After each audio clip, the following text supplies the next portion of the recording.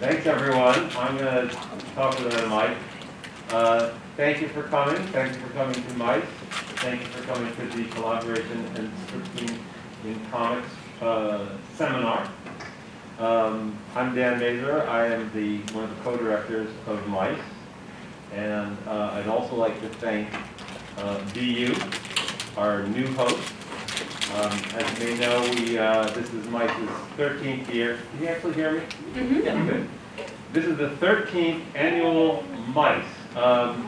We even found a way to sort of continue through the first 2 years of the pandemic with a virtual show and a smaller outdoor show. But this is our first year in this new venue, Boston University School of Visual Arts.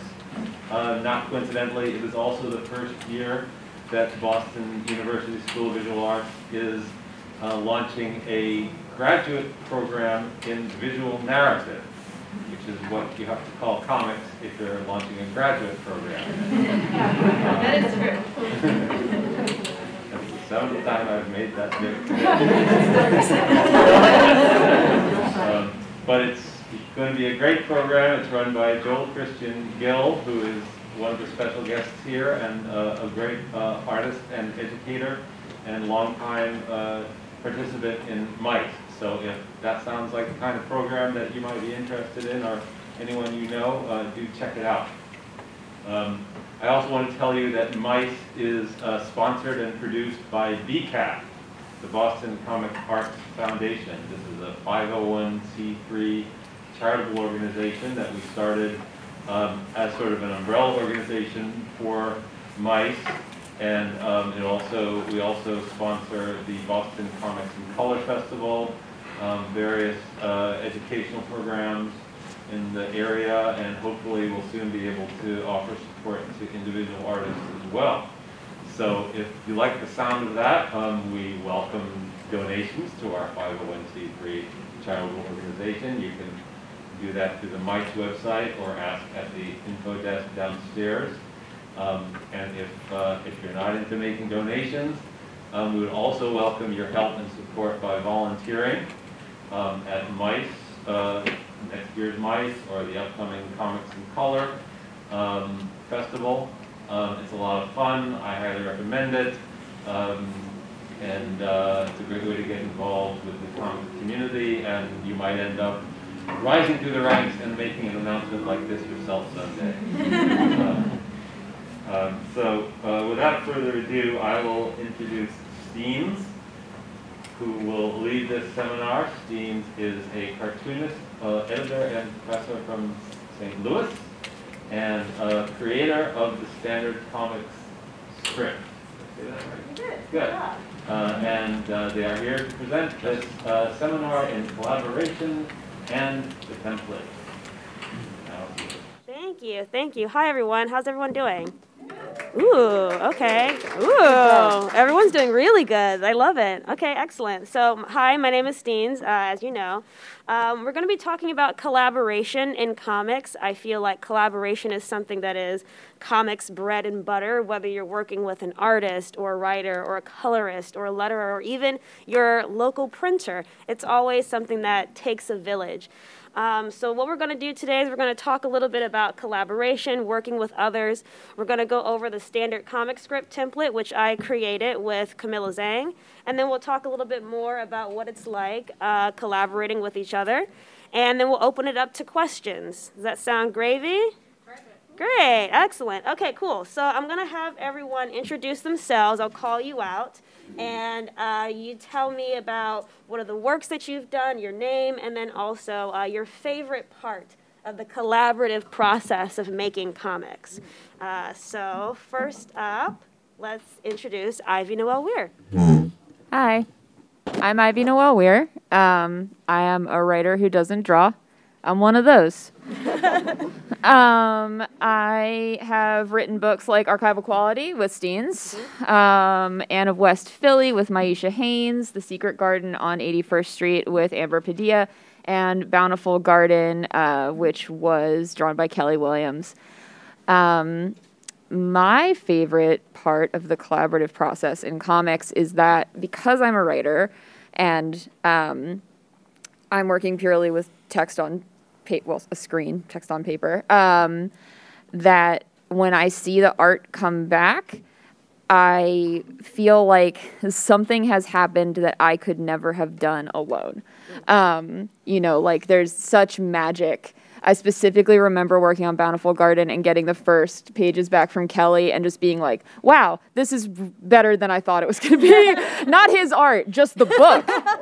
Like, just I knew from that point on that, like, this was the magic. Great. Yeah. Excellent. Happy to have you. Okay, Barbara Thomas and Timothy Wall. Hi. Tell us a little bit about yourselves. I'll go first. Hi, I'm Barbara Thomas. I'm a native New Yorker. I've lived in Cambridge. We've lived in Cambridge for over 2 decades. I'm a Guyanese American first generation person. I am a writer. I write speculative fiction, the Caribbean diaspora, erotica, horror. Tim and I have been working on an award-winning series called Cambridge Chronicled, and what it is a graphic memoir collection about racism and oppression we've experienced as a multiracial couple in liberal Cambridge. Our work has been seen here at MICE a few times and at Comics in Color. I'll pass it to Tim. I'm Tim Wall. I've done work in the past in visual art, more fixed genre, oil painting and acrylics. Also, at the other end of the extreme is animation, traditional hand-drawn cell animation and hand-painted. But I found that the graphic novel format is sort of in between, so you're not focused on one image, but you're not also focused on 100 million images. So somewhere in between there, there's the fluidity of the storytelling that can be done with attention to good design and layout. Yep. So Barbara and I, for this particular series of books, the Cambridge Chronicle, it's been about the past 4 years where we've had to work on and develop our collaboration style. And what's your favorite part about collaborating on comics? I get to do it with my wife. Aww. I get to sleep with my artist. Excellent. Thank you for coming. We're really happy to have you here. Chad. Hi there. I'm Chad Sell. I worked on 2 middle grade graphic novel series called The Cardboard Kingdom and Doodleville. And for the purposes of this panel, I came up with the premise for Cardboard Kingdom, solicited submissions for writers to contribute characters to the book, and then I wrote the book with 10 different writers. So it's a really unique, wild, collaborative process, and we've gone on to make more books in the series.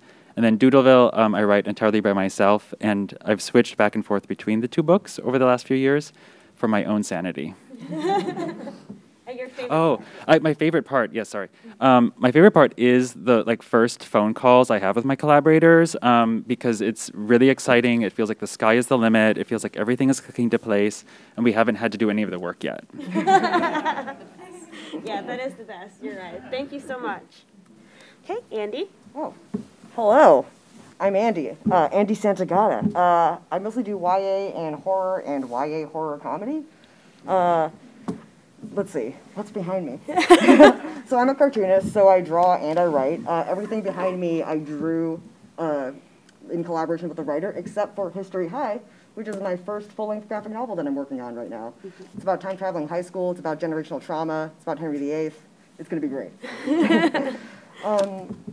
I just hit the New York Times bestseller list 2 weeks ago. So, thank you. My favorite part of collaborating is when you collaborate with another cartoonist who also writes and draws, but you have to do one or the other, and it's just like magic. Everyone's on the same page. That's really cool. Okay, Chan. Hi, my name is Chan Chow, and I am an artist, illustrator, worked in animation, dabbled here and there on everything, but my recent work has been adapting The Babysitter's Club. I did number 10, Christy and the Snobs, and number 12, Jesse's Secret Language. I'm a New York Times bestseller and a 2-time Eisner nominated artist for my Batman fan comic, and another work called Parts of Us that was a part of an anthology. And my favorite part of the process is probably thumbnails, is when I'm working with a writer or even another artist writer, thumbnails is kind of this messy little area where all of us are kind of combining our ideas and splitting everything and throwing things out, and it's kind of like the messiest and also the most beautiful part for me. That's great. I love that. Thank you so much. Happy to have you. And my name is Steenz. I've done archival quality with Ivy. I also do editorial. I edited the gaming magazine Rolled and Told. Also the book Werewolves, which is a really cute, strange book. And I am the cartoonist on the syndicated comic strip Heart of the City. The first book, Heart Takes the Stage, just came out, so that's really exciting. My favorite part of the collaborative process is getting to know your collaborator on a completely different level. There's the kind of relationship you have with someone that you can like throw ideas back and forth with, and even the negative parts when we're like struggling to make something work. I kind of like that too, just because it feels like I'm learning something and we're growing, you know? So that's what I like. So thanks everyone for being on this panel. So let's get right into it. Before we go into the standard comic scripts, I want to talk to you guys about some challenges that you may have come up against. I know we talked about what we love, but what are some things that have been a little difficult, and how did you overcome that? Anyone can speak up if they have something they'd like to say. Any thoughts? Oh, you guys can. Sure. Our challenges are, well, we're married, so we see each other outside of this. Our challenges are, I'm very verbose, I'm a New Yorker, I'm very talkative, I write a lot of stuff. It's almost like I'm giving my husband legal briefs. I have been trying different styles. I would try the Marvel style or the Alan Moore, where I'm just like very, very descriptive, and I'm like, I need this light and that light, and then he just comes back and gives me an image, and my words are gone, the word balloons are gone, everything's gone. And it's like he has taken and interpreted all the description I've given and made it an appropriate picture. And so the difficult part is trying to, well, change the image so that the words make more sense and are not redundant, and just going back and forth like that. Would you say that? Yeah. Yeah, and coming to an understanding of when Barbara gives me some written material, you know, which parts of this do you want to hear aloud, as it were, like in a speech or thought bubble, or is it more descriptive? And sometimes it's both.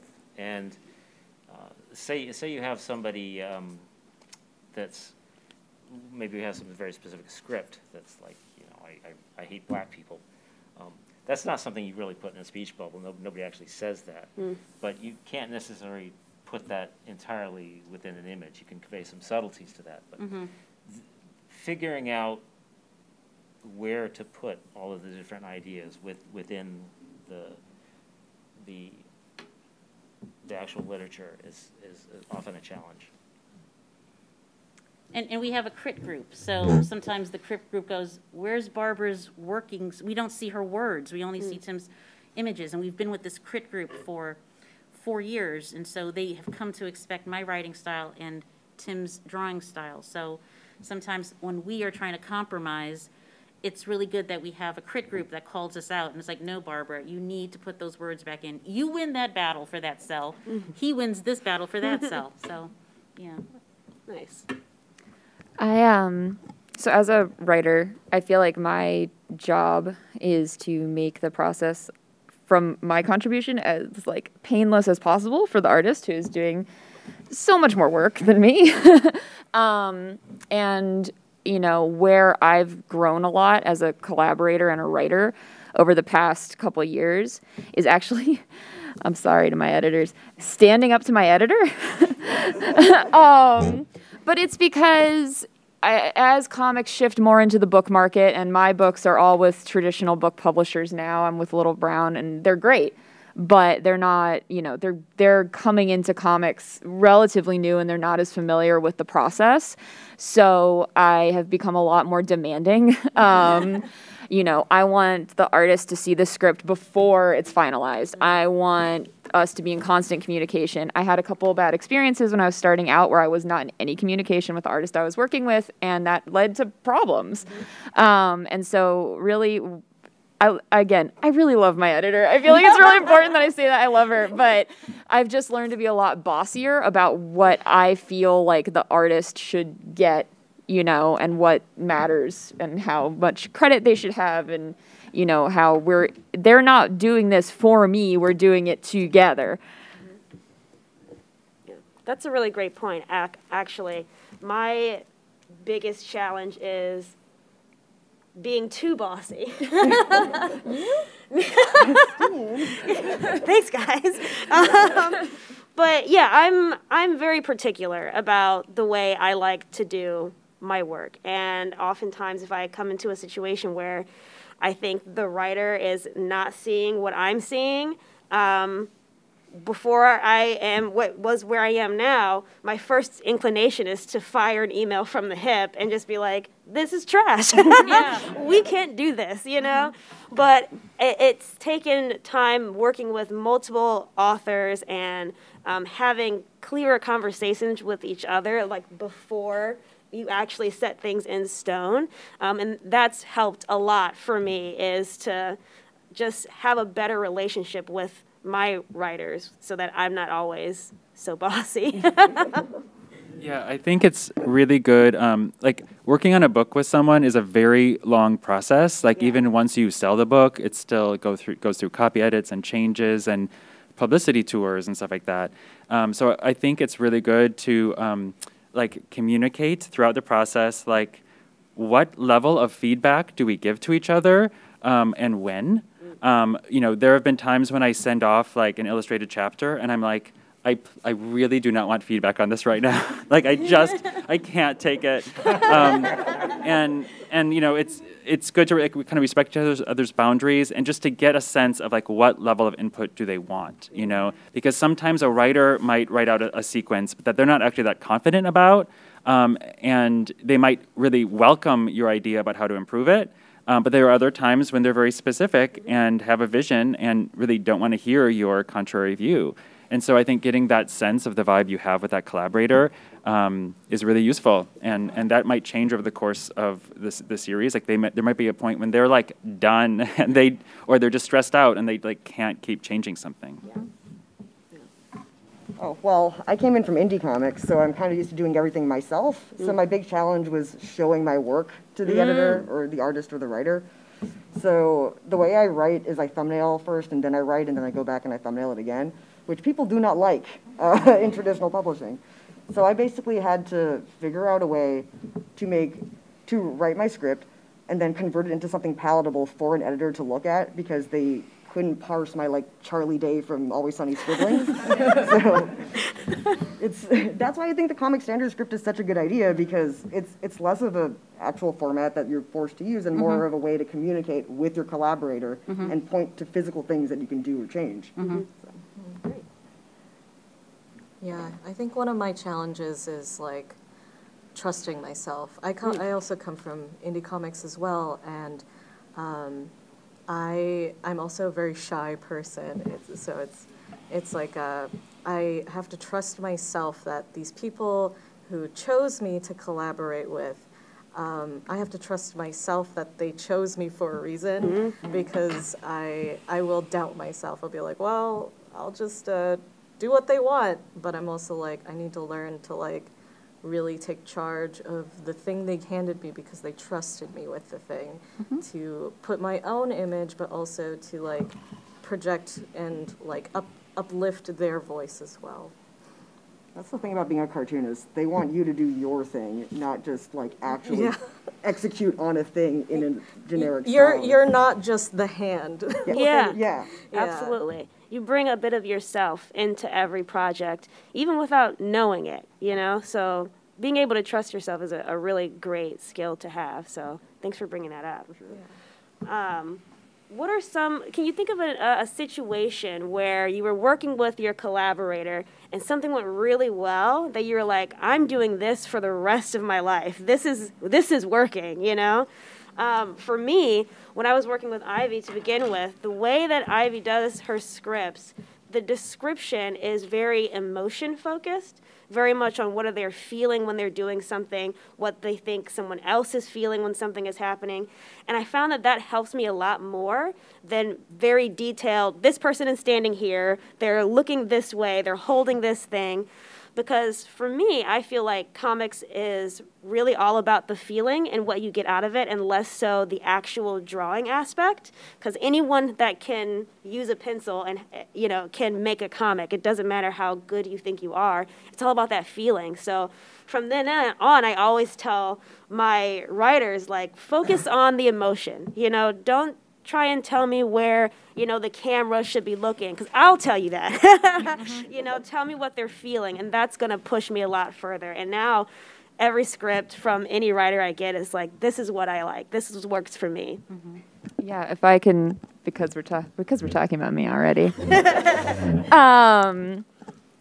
I think what Chad just said is really important about knowing what your collaborator's style is.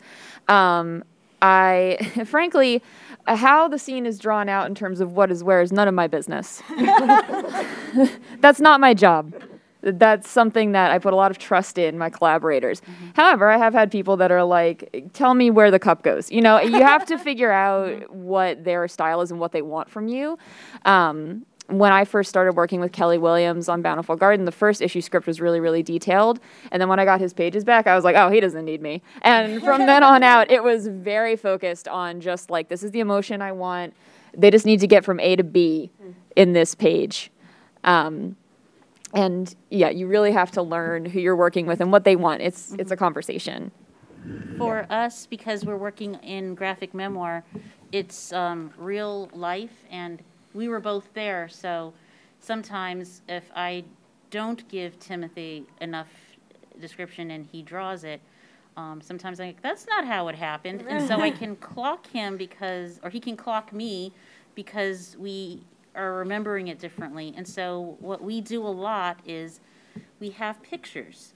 And what I wind up doing is giving him a picture of the event, or I will go to some sort of stock image website to convey that image of how we felt when that situation happened, because me writing as much as Alan Moore is not working.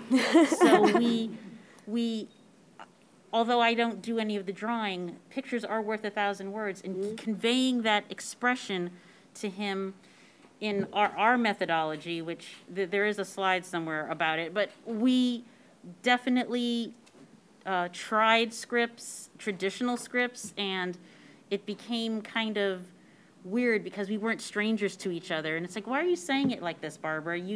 I know what you mean. Just write it the way you want to. And I'm like, but that's not the way they do it at Marvel, and that's not the way they do it, with big publishers. We have to start that way if we want to like be taken seriously. But we weren't getting very far, so we invented our own situation. We actually had a lot of problems getting started, and like we wanted to do a book together, but Barbara would sometimes come up with some ideas, and I'd try to draw them out, and but it was always difficult, partly because we didn't both have the same level of passion in what we were contributing to. So there's a point at which we did part of an anthology with the BCR, and we were trying to come up with ideas, and we sort of threw out a bunch of sort of top-level things, and then went in and threw in lists of ideas for each one. And this was all writing first. Yeah, and it was just top-line things like, what was it? Some things might have had to do with her history, growing up in the Bronx, or my history, growing up as a Mormon. And we found that there were some things that only I was enthusiastic about and only she was enthusiastic about. And we had to focus on the things that we both were getting excited about talking about. And it was sort of that, before the work kicks in, that excitement of looking at it. And that's how we decided, okay, now we're going to work on this. But again, there is so much give and take there. We could not produce something where she just writes something and then I make up some pictures. It has to be... I kind of have to look over his shoulder. And I know you guys don't work that way, but it's like, you know, I'm going to bed. Are you done? You know, like, okay, no, you can't come to bed until that looks right. Draw my hair better, you know, because, you know, there's probably classes on drawing black hair, but I'm like, that's not my hair. And I'm always changing my hairdo. So, like, you know, you're not coming to bed until you get my hair right. And so, like, anyway, yeah. And that's where I have to stand up for myself as I look. I don't need feedback right now. Yeah. So, wait, hold on. My favorite writer to work with, shout out to Leela Gwen, who writes for Dark Horse and Mad Cave, because what she does, instead of actually describing a scene, is she tells me her intention with the layout. Like, she'll be like, I want a bunch of still shots where we're looking at the same thing, but time is passing, so you can see years after years. And then she lets me figure out how to frame it.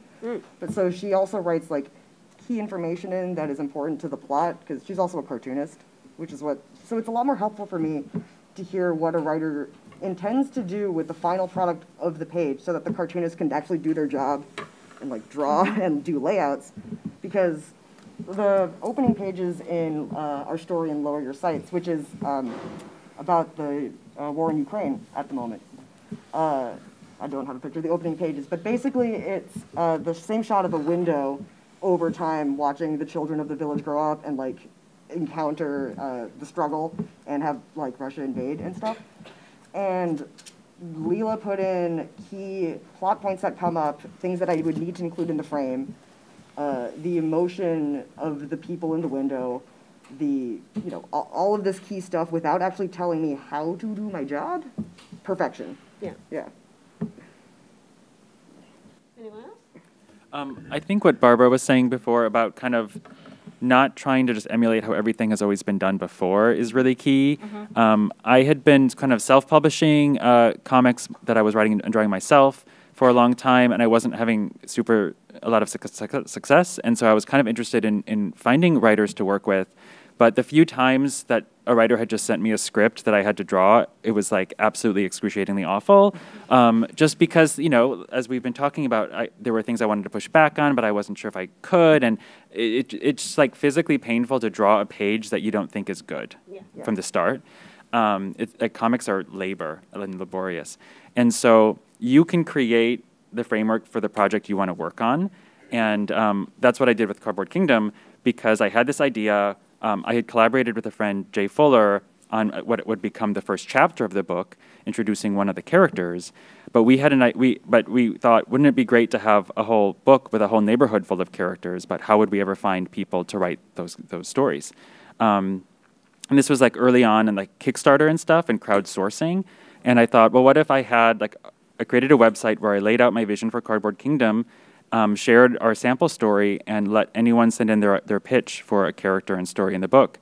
And we got over 100 entries, and I picked the 10 writers from that. And from the start, I laid out my plan for like, I would be working on the story with you to make sure that all the stories fit together.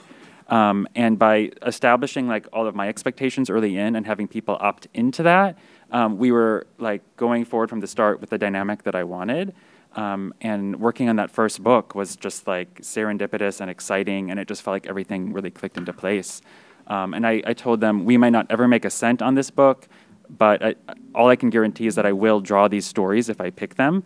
And then from there, we sold it, and it's turned into a series, and I just finished work on book 3. So you can kind of figure out what you want to see and how you want to work and start from there. That's great. Thank you so much. So I'm going to take a little bit of time to talk about the standard comic script. So the standard comic script is a template that I made with Camilla Zhang. You can get this script template from our websites, ohheysteens.com or camillazhang.com. It is completely free. You can absolutely download it anytime. It is also available as a Scrivener template. So if you like using Scrivener, you can download the standard comic script template onto there and work that way. So we originally created this template because in a Discord that I run, we kept finding out that a lot of these artists were complaining about not being able to understand the script that they were given. And they were saying things like, there's just too much on the page. I don't know what to really focus on. Or there's not enough on this page, and I don't know what to focus on. So we started thinking about, okay, well, let's reach out to cartoonists and writers and editors and letterers and colorists and ask them, what are you looking for in a script? What is the most basic standard thing that needs to be in there? And as we created it, we decided that we were going to make sure that people understood that this is optional. Because personally, if I'm working by myself and I'm only writing for myself, I'm not going to write a script. I'm just going to go for it. I'm going to go like how you do, thumbs first, and then just figure it out. And sometimes if you have a collaborator that you have worked with for many years, like Barbara and Tim, they're not going to need to use a script template. They already have their system organized, you know? But this is for people who are just getting into comics. They don't know where to start. And this is just going to give you a good starting point so that no matter who you work with, you're going to be able to get a story out of this script. So some of the things I'm going to talk about, so the pagination, that's deciding on whether your page is going to be on the left or the right. Sometimes people want to make sure that there's like a beautiful spread, or they want a shocker to happen at the next page. Knowing what side of the page it's going to be on is helpful. Same thing with number of panels.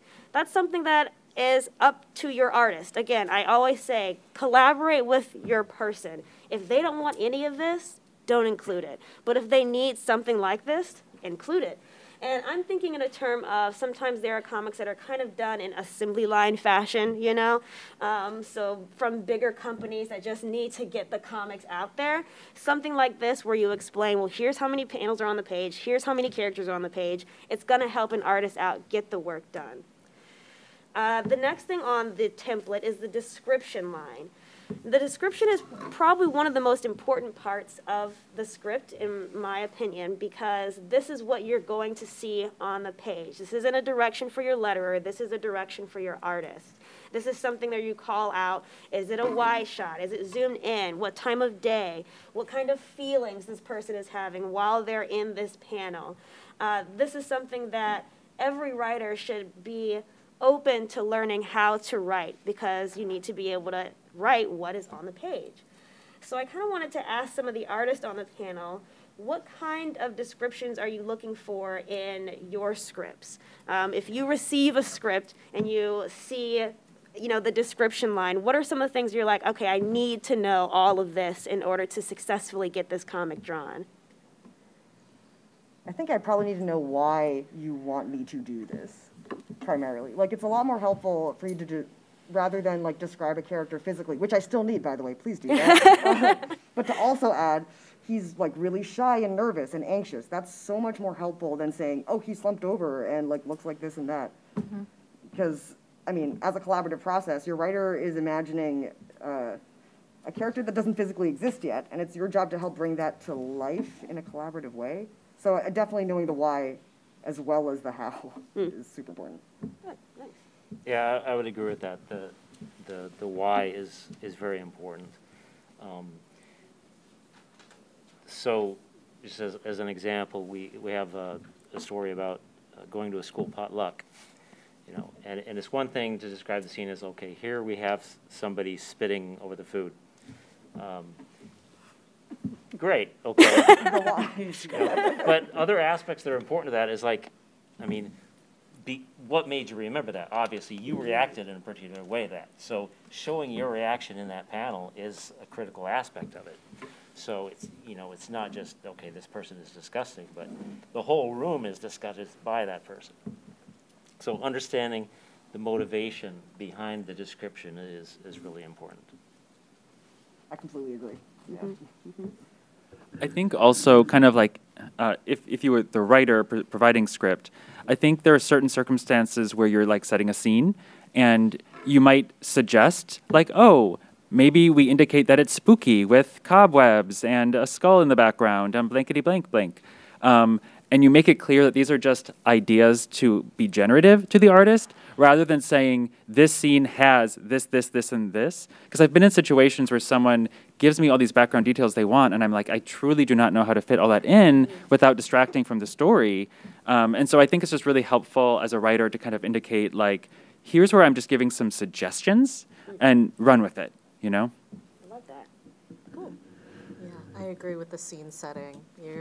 You can give like descriptions definitely for just like the scene setting and possibly like references of like. Oh, references. Yeah, We love references of like a Pinterest board, of like what you're feeling, your emotions towards this one, the mood for that scene. Yeah. But it doesn't necessarily have to have these specific items in it. So some cartoonists will just straight up draw every suggestion if you don't say it's a suggestion. Like we'll cram the cobweb and the haunted house and all of this because we assume it's critical to the story. Because, you know, the writer's word is gold, right? If you don't tell me why you want it, I'm just going to assume it's super friggin' important, even if it's not. Yeah. So, yeah. I know for me, I like to know ahead of time if there's going to be a focus on a particular part of the room. So like I'll draw a room and maybe I'll have it have like an overhead light. And then I find out several pages later, they hate overhead lights. They only have lamps in their apartment. And it's like, that's something that I would have known, you know? So definitely thinking ahead as a writer, like, if you plan to focus on one thing, make sure that focus is spoken about at the very beginning so we're prepared to make that illustration. Cool. Another thing I like to say in the description that an artist's least favorite word is "and." So think about if you're drawing a comic about this panel and you write, Steenz goes up to the podium and waves to the crowd. I can't do both in one panel, you know? So you have to really decide what is the moment you actually want to illustrate. Is it me waving to the panelists, to the crowd? Or is it me walking to the panel? Or is it both, you know? So having that is really, really helpful, knowing that each panel is a moment, Like not one beat. Of one beat, exactly. Another thing that's helpful in the standard comic script is the location, the time, the captions. If you are going to change your scene and it's now the next day, you'll want to put that into the script. That way, when your letterer gets your comic, they know to put the next day on that panel. Another thing is we talk to a lot of letterers about how they want to see dialogue written in their scripts. Some people love to see the numbered dialogue. As you can see, it says 1 and 2 here. And others don't want to see this number whatsoever because it's not necessary for them. So it's always important, again, to talk to your collaborators before you start writing. Do you need these numbers? If you need them, you got it. If you don't need them, you got it. You also need to know if it's going to be a voiceover, if it's off panel. These are just tools that are being used to make sure that your comic is being done how you like it. So in terms of dialogue, for the writers on this panel, how would you say you think about dialogue? Is it something that's always set in stone? Is it something that changes with your moods? Like, what are your thought processes when you think about how you want dialogue to end up in a comic? I think we talked about this earlier, but I change my dialogue up until the lettering process. Because I don't know if things sound natural until I'm looking at a page, seeing how people are interacting, how long that beat is, like where the speech bubble is. But also another thing on a note about the dialogue is giving your character like the emotional tone, telling the letterer how this line is supposed to be read is incredibly important. Yeah? Yeah. So you mean like if it's supposed to be a whisper or if it's a yell? Because sometimes they may want to use a different speech balloon to make it clearer what they're feeling. Yeah, or emphasis on any words that you actually want, like, you know. A bold on certain words. Precisely. Yeah. Yeah, I'm very guilty of doing the parenthetical, like, this is what they're saying, and then this is kind of how they're saying it. Letters are critical. They are really, like, a good letterer can change everything about how a comic is interpreted. I bold anything that I want to be emphasized in my scripts because I don't know. It's funny because I grew up reading comics. My mom was a huge comic book reader, and I would notice this in comics I was reading. That important words would be bolded. And so when I started reading comics, I started doing it because I was like, this must be how you do it. And then later I found out that is how you do it. But it's the same thing like we were just talking about. You know, when you watch like I'm thinking about like old anime, but like old cartoons where that's a background, but then something is obviously going to be important because it's not painted into the background. Like, I always try to emphasize that in dialogue and descriptions, things like that. As far as, like, if my dialogue changes, it can't really the way that I'm usually working because usually it's like my script goes and then my part is kind of done and I'm just there to sort of help. I will change things if the artist comes back and is like, no. But... you know, or if the editor is like, well, now that we're looking at the art, I think that maybe this should change. But I don't really go back and revise big swaths of dialogue after the final draft is done. For me, I write like a whole, and then he said, and then she said, and then I said, and then Tim's like, what's the essence of what was said? And so I write a lot the way I speak, and what then I strive to do is be like the New Yorker comics, where they have one really good sentence that just captures it. So I have to struggle and go back because I want to go and say something, and the way a 5-year-old goes, and then this happened, and then this happened, and then this happened, and then Tim's like, yeah, yes, that we were there together, and I saw this. So I'm the more type A person, and he's more laid back, and he's like, you know, you could just say it this way. So he helps edit my dialogue, and I help edit his pictures. But the dialogue always starts out like diarrhea, like Stephen King. It's just too much. And then I'm like, what would the audience want to hear? I mean, I know what my West Indian storytelling, I like to repeat myself again and again until you really are nodding and feeling it. But it's like, that's not what the general public wants. So it's almost like writing a punish assignment and then condensing, or like making like Campbell's condensed soup out of like that whole essay. So I have to work at it. We'll usually keep the original text or dialogue sort of off to the side with a little arrow. So that by the end, it's like, no, there's way too many words here for the picture we want to put in, or just simply that the image has sort of supplanted some of that dialogue, so we can edit it a little bit. Yeah. That's what sort of forced me into doing the lettering digitally, just because handwriting that stuff over and over again is no fun. Yeah, because I'm like, where are all my words? Once again, where are all my words? But doing it digitally, you can just like erase them quickly and put them back in, change the lettering, make things bold, or make some words within the sentence even larger for emphasis, and really fun things, and I can see it happening, yeah. And it's still my handwriting. Yeah. That's great. So we have about 15 minutes, so I want to ask a couple more questions of my panelists, and then we'll open it up to the floor for Q&A. So my question is, when you are writing your scripts, are you thinking about how your collaborator is going to receive them, or when you first start writing it, or is it just, you know, like you said, diarrhea of the mouth? Is it just like that when you're first writing your scripts, or do you try and get it nice and tight like the standard comic script first? Nope, total diarrhea of the mouth. Okay. It's the only way I can write. And then I have to go back and clean it up, because otherwise I'm just a really bad writer.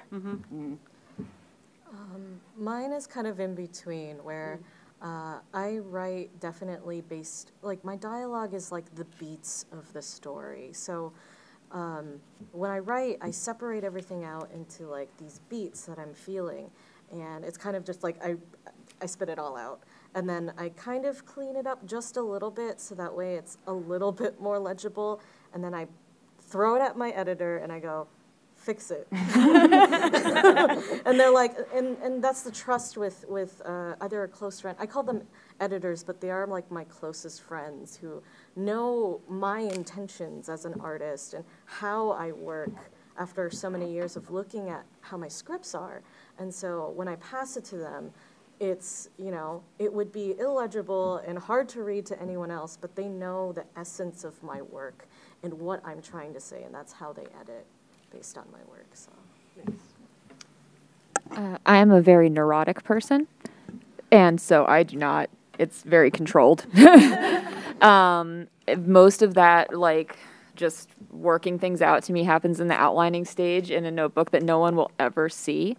And then, like, I would be mortified to send something to an editor whose job it is to edit, by the way. Like, this is my neuroses, but, like, I am so, like, I don't want typos. I don't want misspellings. Like, when it goes to my editor as a first draft, I want the conversation to be about content.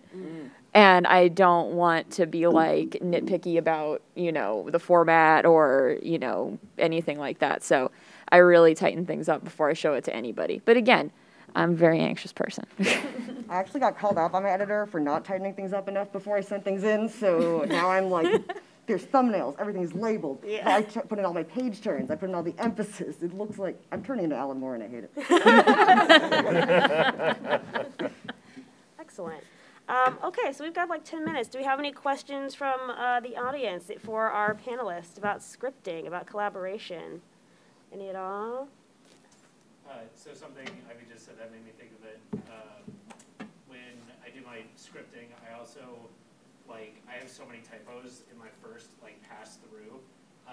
So how many, like, passes of the script do you really go through before it's, like, done? Or is it still evolving? Like, is it like a million, it's never done or whatever?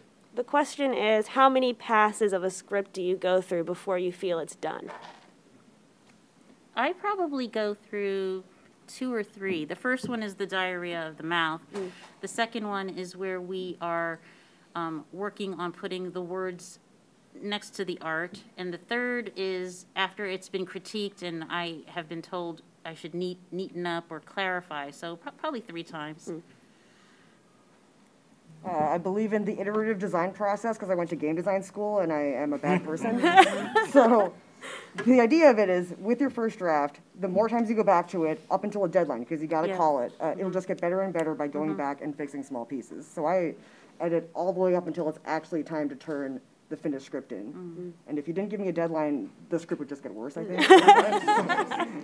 Yes, extremely same. Oh, I yeah. need the deadline, but up until the point that, like, I turn it in on the deadline, I'm just nitpicking at different things. Yeah. Even though it's probably fun. Okay. Yeah, this is mostly for writers. So, how do you find a balance between explain too much and explain too little? Because a lot of times whenever I do scripting or writing, I sometimes have a very thorough idea, but then I give too much to the script itself. Like, how do you find that balance between the description or the explanation? The question Can you is. go back to that slide, the slide you had for us? Yeah.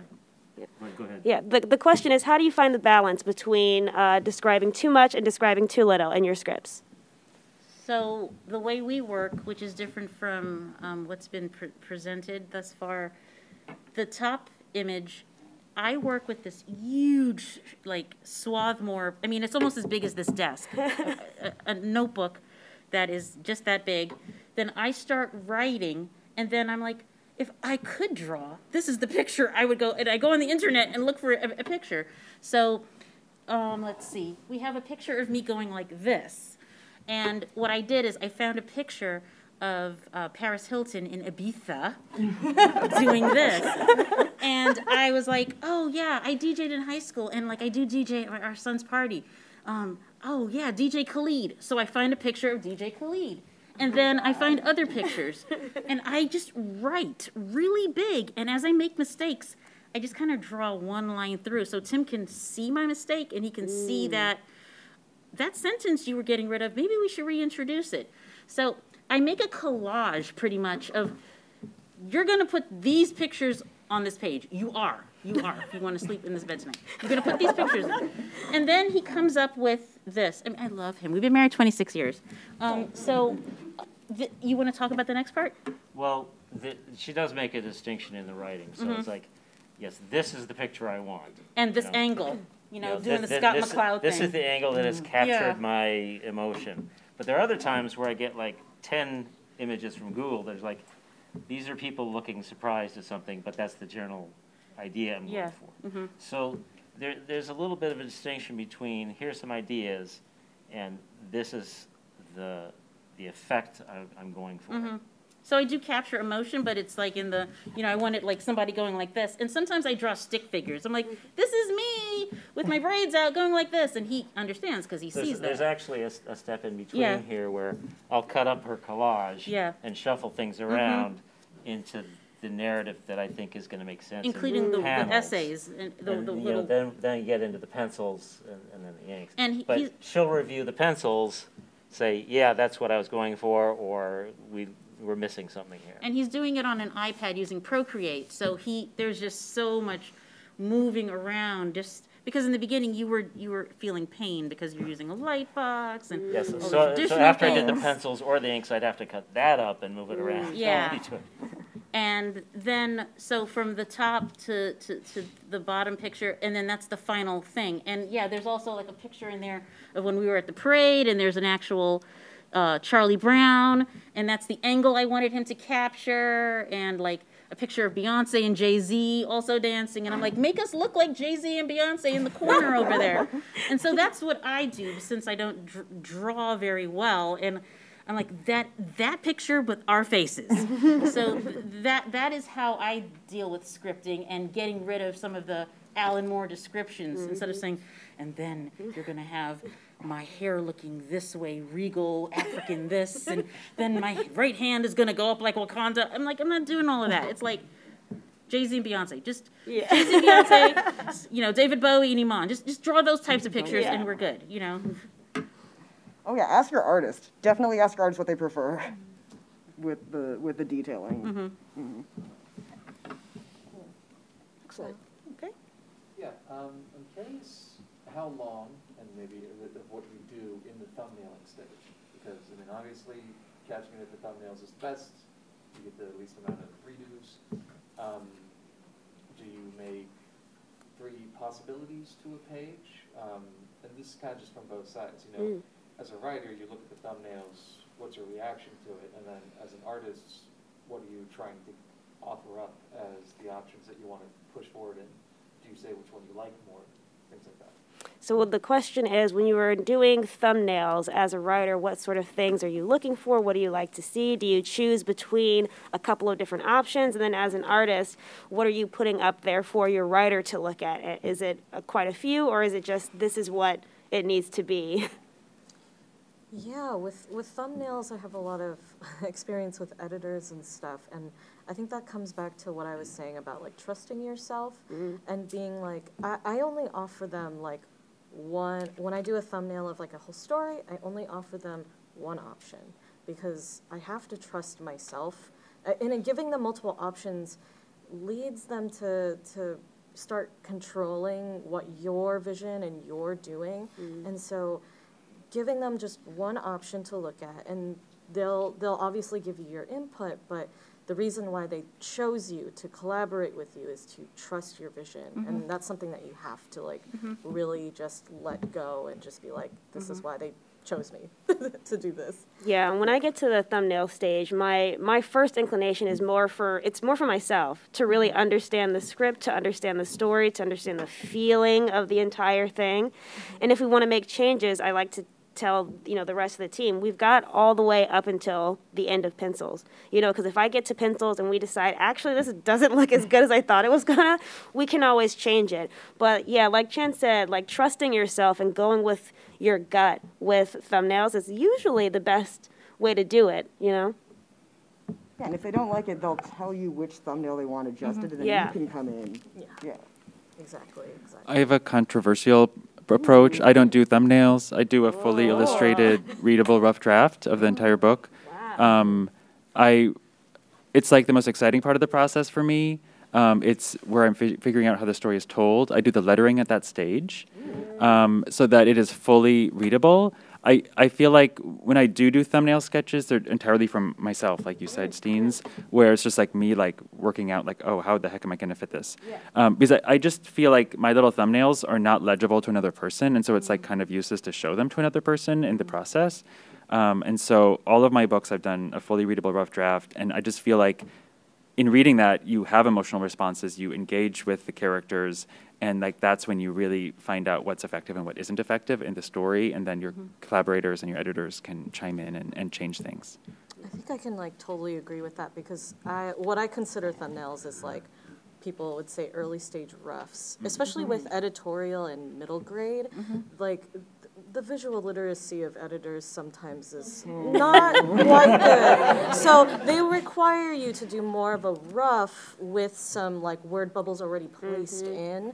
And so it's really legible at that stage, but at the same time it's very, very like versatile and movable, and everything can just like, adjust really quick. So working fast is an important thing. Yeah, sometimes I'll just ask the editor, you know, how tight do these need to be? Yeah. You know, I'll show them an example of this is what I normally do. Is this enough for you? Yes. And if it's not enough, I say, well, tough cookies. No, but I do a thing I call the Wendy shoe method, because Wendy created this, but I do, so you'll see the 2 pages of thumbs, left side, right side. And on the side here, you'll have all of the dialogue. And so you'll see the numbers in the speech balloons so that an editor can find and realize, you know, what is actually going on. And it takes a little bit more time to do, but sometimes I like it because it helps me figure out what I want to talk to the editor about. You know, if there's a section where I'm like, you know, now that I'm looking at it, maybe we should discuss this. So I think asking your collaborators what is going to work for all of us and going from there. All right, we have time for one more question. All right, one more question. So from the writing perspective, do you have everything written or drawn in your head before you start the book? Or do you have a full draft? Or are you also drafting and creating at the same time, depending on, you know, where you fit into the writing to The question. Yeah. The question is, do you have the entire book written already? Do you go in with a draft? And is there some middle area, or is it a spectrum of writing and drafting all at the same time when you're creating your books? It depends on who you're working with, to be honest with you. It's really what angle of the business you're in. So let's say you're pitching a book, right? You're pitching a graphic novel to a publisher. They don't want you to have a full draft because they want to be able to get in there and edit. And so typically you're going to have to give them like 10 pages, I think is kind of standard. And then all of that. Then, so for example, when I'm working in the book market, I need to provide a full draft before any drawing happens. And it needs to be a final draft. Which again, as I said earlier, there's room for like little fluctuation, but there needs to be a draft that is more or less done. When you work in the single issues market, let me just keep on rolling down the nightmare of publishing. When you work in the single issues market, that is also different because you will be working kind of one after the other. You're not going to do the whole series. Bountiful Garden was my first single issue series, and it was a huge learning curve to not do the whole thing at once for me. But it gave me a lot of opportunity to learn and grow as a writer because, as I said earlier, I saw the first art come back from Kelly before I started working on the next script. And so I was like, well, this gives me a total perspective of how I want to use Kelly's talents effectively for the next, 4 issues. Mm-hmm. So I wish there was a good standard answer, but like all things in publishing, it depends. I would say that, I write everything, like the Diary of the Mouth. Think about like a book like The Island of Dr. Moreau. I mean, it's a book, but then there have been graphic novels of that, and there aren't as many sentences. There's probably like 40 sentences in the whole, okay, maybe 140 sentences, but I write everything because it's happened, it's history, it's almost like a journal because, Dear Diary, it's memoir, it's done. So everything is written. It's like I just have to get the essence of it so that the reader cares about it. So for me, it's always fine-tuning. I just love, I type fast, I can type without looking, I learned on typewriters, I'm that old, so, I can type, none of this or this. So it's a lot of pages, and sometimes I question, like, should I just make this a real book? And so, because that's how I write. And so the challenge is for Tim to translate probably 50 of these sentences into one picture. So it's backwards for us. Yeah, when I was working on Five Nights at Freddy's, I actually had to work with Chris Hastings, who was adapting a short story that already existed in the Five Nights universe. So he had the first whack at it to convert into a graphic novel, and I still had to go in there and be like, Chris, this is great, but we can't have a train wreck happen on the end panel of a page before you flip it. Mm-hmm. I know that's how it worked in the story, but when you flip things in horror, you want the shock value to come afterwards.